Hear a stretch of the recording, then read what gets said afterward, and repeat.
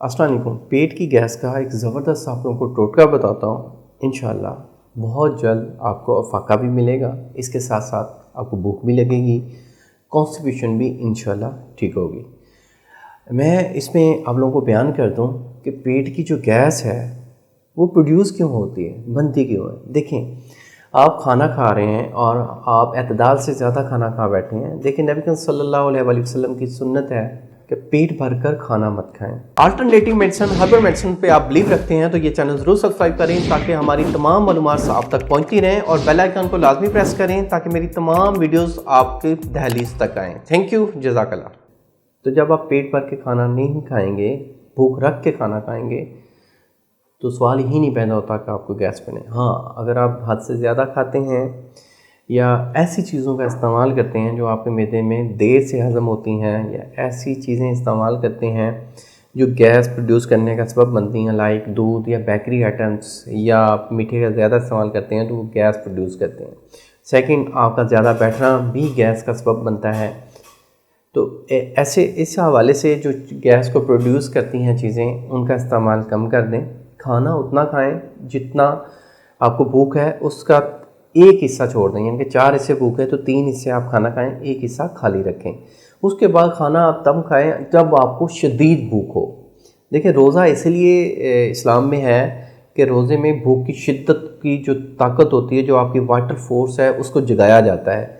तो vital force हमारी पूरे साल में दब चुकी होती है, क्योंकि हम भूखे तो रहते ही नहीं हैं। जब भी थोड़ी बहुत भूख लगी, हमने फ़ौरन ऑर्डर किया, फ़ौरन खाना खाया। वो भूख का एहसास तो होने ही नहीं देते। जब भूख का एहसास मैदे को होता है तो मैदे की वाइटल फोर्स, मैदे के जो तमाम जो ऑर्गन्स हैं वो एक्टिव हो जाते हैं। जब वो एक्टिव होते हैं तो हज़म करने की ताकत उनमें कई गुना बढ़ जाती है। तो जब आप खूब भूख लगती है तो खाना खाते हैं, उससे क्या होता है, एक तो खाना आपका जल्दी हज़म होगा, सेकंड वो खाना आपको नुकसान नहीं करेगा। तो तब भी आप भूख रख के खाना खाएं। इन बातों पे अमल करेंगे तो गैस बनेगी नहीं। अगर आप इन बातों पे नहीं अमल कर सकते और गैस बन रही है तो ये मेरी होम रेमेडीज़ है, इसको नोट फरमा लें, इंशाल्लाह ठीक हो जाएगी। अजवैन देसी, ज़ीरा सफ़ेद और काली मिर्च। अजवैन देसी और ज़ीरा सफ़ेद, ये दोनों चीज़ें आपने 50-50 ग्राम लेनी है, और काली मिर्च लेनी है 25 ग्राम।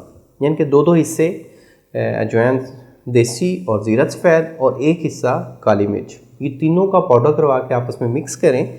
ये हाफ़ टी स्पून आपने सुबह नाश्ते के 1 घंटे के बाद, दोपहर के खाने के 1 घंटे बाद, ये अगर 2 टाइम आप लेते हैं, इशा के बाद नहीं लेना क्योंकि इससे नींद डिस्टर्ब होती है।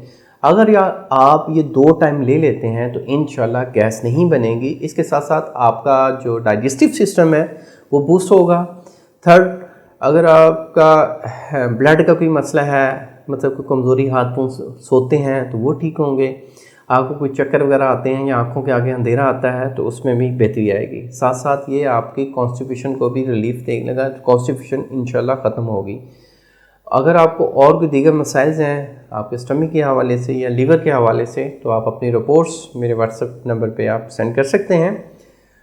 उम्मीद करता हूँ इस वीडियो को आप लोगों ने पसंद किया होगा। मिलेंगे एक नेक्स्ट वीडियो में। अल्लाह आपका हामी और नासिर हो। शुक्रिया, जज़ाकल्लाह, अल्लाह हाफ़िज़।